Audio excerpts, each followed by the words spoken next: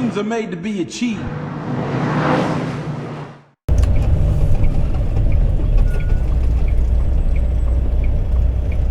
Good morning, everybody.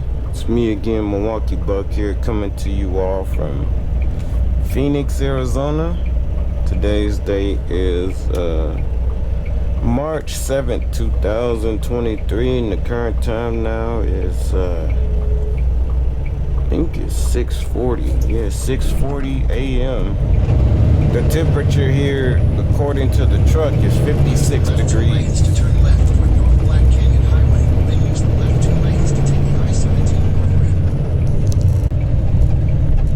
So use the left 2 lanes to take an I-17 north ramp, then merge onto I-17 north. I'm headed to Flagstaff,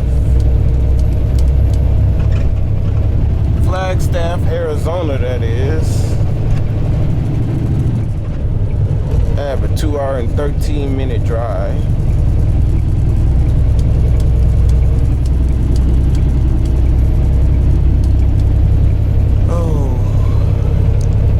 So since I didn't have a tour for this week, or shall I say today, I have so since I didn't have a tour at the beginning of this week, which would have been So since I didn't have a tour the beginning of this week, which was yesterday, and also would have been my third tour, I taken this Purina load up to Flagstaff. I don't know if it's a live unload or if it's a drop and hook.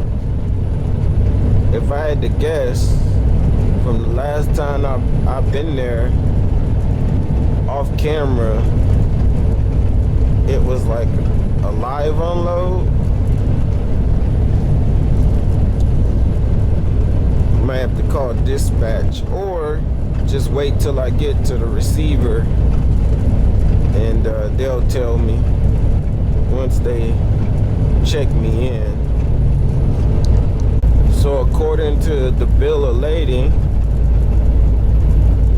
this load is coming from Iowa, and it's also at least 42,000 pounds. Fortunately, there aren't any weight scales up here. I still don't believe that I'm overweight because I just know. But yeah, I believe it's probably dog food. And from my days being over the road, dog food is heavy when you have it in trailers like these. You can feel everything. You feel the little like those creases you guys see, you can actually feel them from the tires. It's kind of weird when you have a fully loaded trailer, a heavy trailer, versus like some of the Amazon trailers, which are quite lighter than these load wise. Before I get to this Nestle receiver up here in Flagstaff, I'm gonna stop in, I believe it's Bellevue, Arizona. Should be quite close to my final destination. Before I head back, I'm gonna stop in Bellevue to get fuel. I can make it to Flagstaff, but I'm definitely not gonna make it coming back if I don't get fuel first. Once you get out of Phoenix, especially going north, you're just climbing and climbing until you get to like I-40. touch I-40 before I get off. I know that for sure. Might even see some little speckles of snow on the ground. I remember, like, what was it, 2 weeks ago, one person that I am friends with that drives for Walmart, I guess they were going to Flagstaff, and said that there was like I-40 was like shut down east and west. And see, people always asked me why Arizona. Well, I like the fact that I can go up to Flagstaff and snowboard and then come back down to Phoenix, anywhere in the valley. They call it the valley because most of the time you're climbing, especially when you want to go like north, you know. But I can come back to Phoenix and, you know, you got warm temps, so, or I can go in the swimming pool in the same day. I mean, in Phoenix it's kind of cold as well in the winter, especially when the sun go down or it's just a dreary day. But you don't have to see snow if you don't want to. For those of you who are always curious about the weather in Arizona, I was told, or at least I read, that I-17 is one of the deadliest roads in the United States. And I'm not really sure why. I think maybe it's because a lot of people don't pay attention. I mean, I've been on some twisties, especially going east and then north up to Holbrook and stuff. Some of those roads, those little back roads that climb through the mountains as well, they're twisties, but I-17 is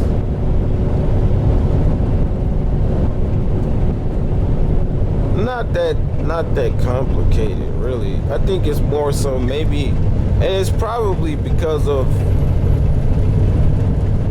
the traffic and the people. When they drive, they're not paying attention, and you know, it accounts for accidents and fatalities. I don't think it's the road itself. So it's kind of nice doing this particular intermodal run, because usually the runs go to like Home Goods, as you guys have probably seen my videos in the past. I mean, it's nice to go the opposite way instead of going the same way. There's some Purinas down there in Phoenix where they were live unloads when I used to do intermodal on a full-time basis. They would take forever. Or the Chewies. Purinas and Chewy loads are like really heavy, by the way, but yeah, sometimes you had some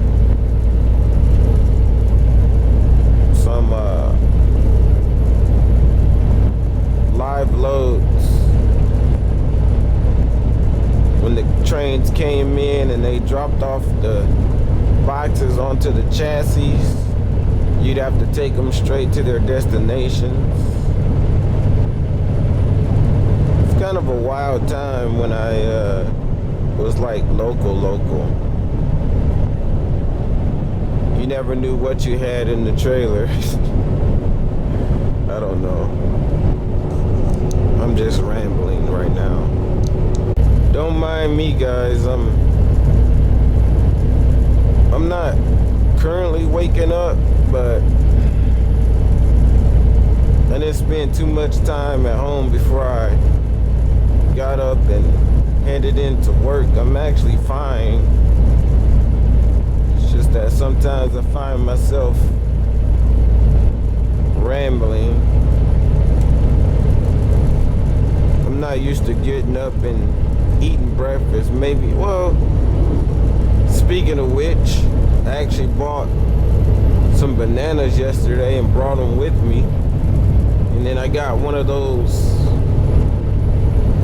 Peace lemonade iced teas with 0 sodium. So I should grab a banana right now. I'll probably wait till I get to Flagstaff. That'll hold me over though until I get back to Phoenix, that is. Here's the draining part. Having a load this heavy going up these mountains. Once I get to Sunset Point, I should be great. It's like a little hill you crest, and then like you're like, it's almost like the feeling of being on top of the world. You guys will see.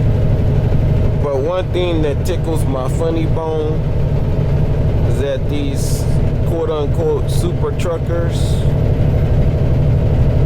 who are like owner-operators think they know everything. They'll have a truck that they boosted up to like, I don't know, 700-800 horsepower, spend all that money on redoing the engine. Don't get me wrong, it'd be some beautiful owner-operator trucks out here. But I'm talking about the ones that think they know it all, and they have a load just as heavy as this one, and they're going this slow up the mountain like this. And it's because the weight to power ratio has taken over. Anything under 40 miles an hour, you're supposed to put on your hazard. So just so you guys know, when you're climbing a mountain. Well, while I'm climbing this mountain, paying attention to my surroundings, like the rocks on the side of the road, because they do tend to fall. That's the worst part of Arizona, is when you're climbing through these valleys, they'll have rock slides. Not often, but sometimes you'll see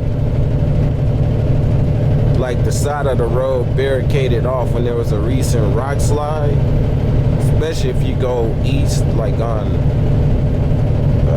AZ 60 east up to Holbrook and stuff.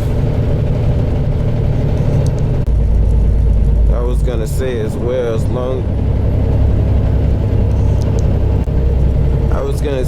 well,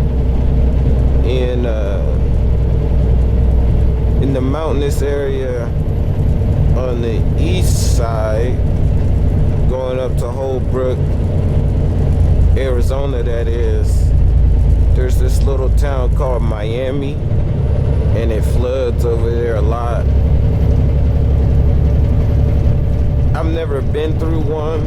Going up to, as you all know, we go to Amazon, that is, goes to Albuquerque and stuff, which I always take that way. Usually I avoid it when it's heavy rains and stuff. So gotta watch your surroundings out here.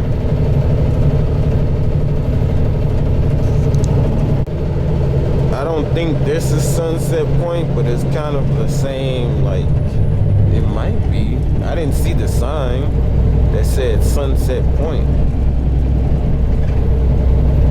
Then again, I haven't been this way in a minute. There's usually a rest area or overlook.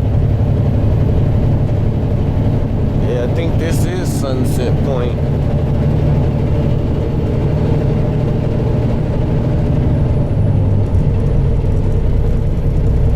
I used to come up here a lot when I drove for Bashas'. There's a store in Casa Verde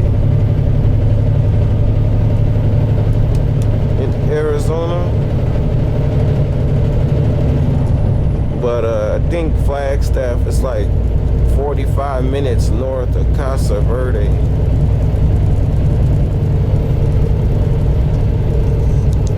Yeah, Sunset Point. gonna say as well, which is a key point in having an intermodal trailer versus any other drive-in or box trailer. As I was checking into the intermodal yard, seen this one guy with an Amazon box on his chassis, intermodal Amazon box that is. It was just hammering on the back like pin or something. It's like they ain't trying to get the whole box to settle in onto the trailer. And you know, drivers are driving by him. So I proceeded, at first I wasn't gonna say anything to him. Then I proceeded to tell him, like, you doing all that hammering and it's not gonna change really anything. Got all these potholes. Oh. But you hammering on that thing is not, you're wasting your time, because it's not gonna settle in onto the trailer, or shall I say the chassis. You'd have to get one of those guys with the heavy crane thing. Like, if any of you have played Grand Theft Auto, it's funny because I told my friend Travis, who works at Intermodal, that I learned how to operate the same type of crane just from playing GTA. But anyway, not to get too far off the topic, I told this guy, who I did not know, that you're just wasting your time. Like, as long as you got the 3 pins pushed in and you don't drive recklessly, you should be fine. He said that intermodal Amazon box was going to Tucson, and there's not that bad of a road going to Tucson. So he finally just kind of gave up. I was just trying to help the guy out, that's all. Just so he don't expend so much energy hammering on that thing. See, look, we're on the downhill. You guys gotta watch out, because they're out here. Said there's more ahead as well.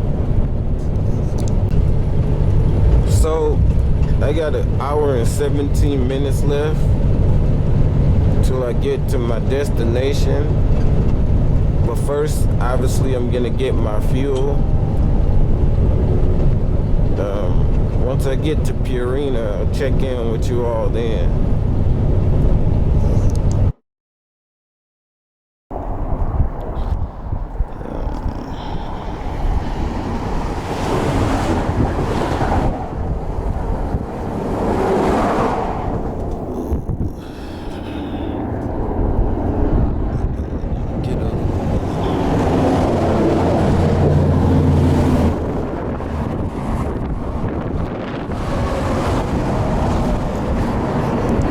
So you guys are probably wondering what happened. Well, as you saw, I got a blowout on my intermodal chassis tire.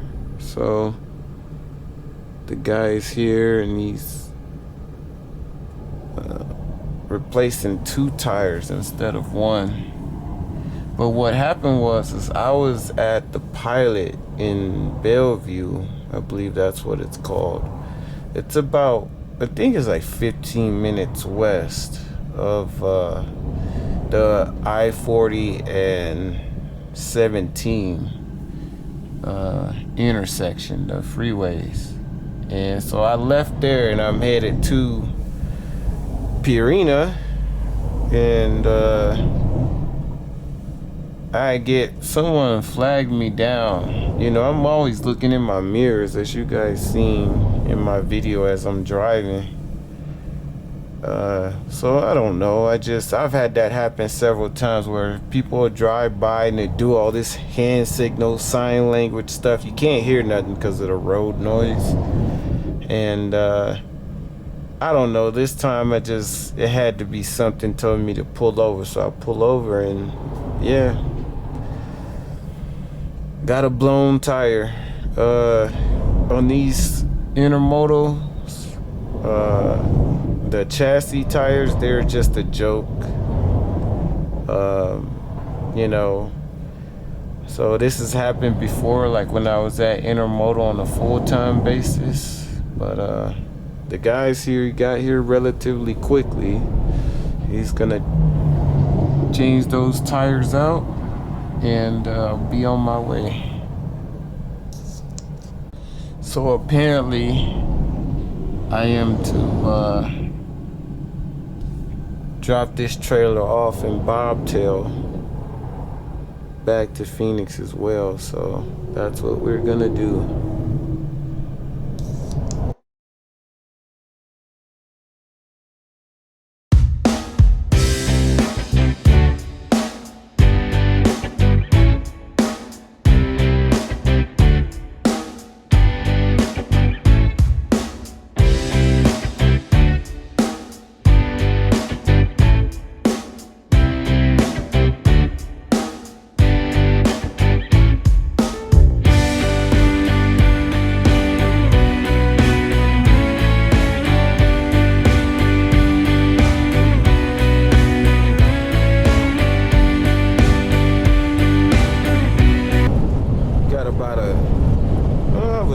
Roughly over a 2-hour drive back.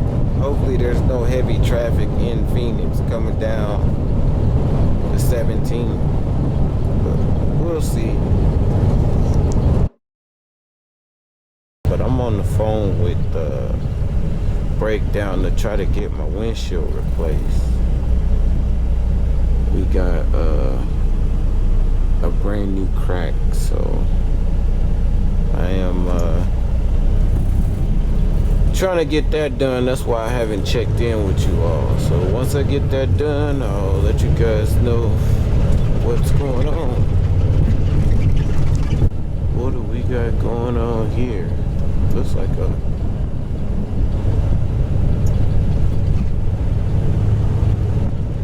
I don't know.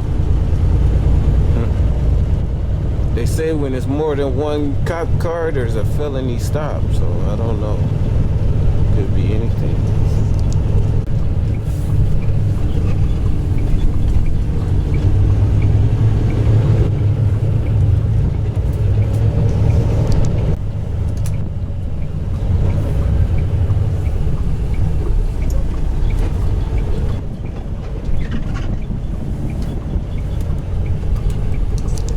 Alright, so I know I didn't say much on my way back, but I'm here back at the yard and I gotta figure out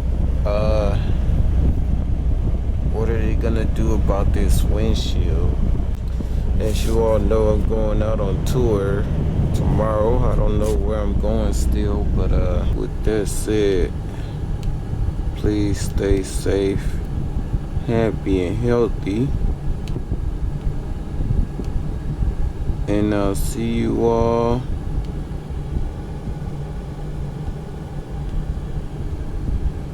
let's see, hold on. See you all in the next one.